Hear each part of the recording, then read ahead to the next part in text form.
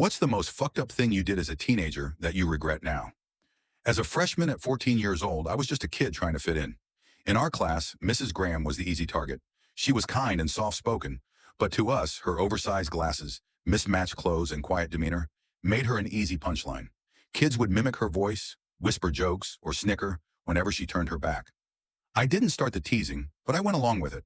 Everyone did. It became this unspoken game, trying to see how far we could push her. One day I took it too far. We were in class and Mrs. Graham was at the board, writing something. The usual giggles and whispers filled the room, and I wanted to join in, to prove I wasn't some boring, good kid. So I grabbed a piece of paper, crumpled it into a ball, and stuffed it in my mouth. I let it soak there, turning it into this disgusting, soggy spitball. When her back was turned, I took it out and threw it as hard as I could.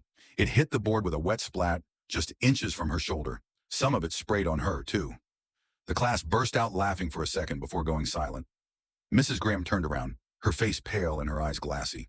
She looked at the mess on the board, then at us. "Did anyone see who did that?" she asked softly, her voice trembling.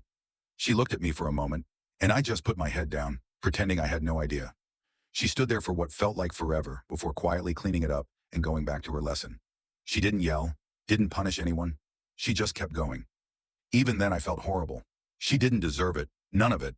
She was a kind woman just trying to do her job, and we treated her like she was less than human. Now 30 years later, I still cringe when I think about it.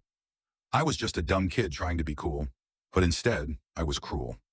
I'll never forget the look in her eyes, and I'll never forgive myself for being part of it.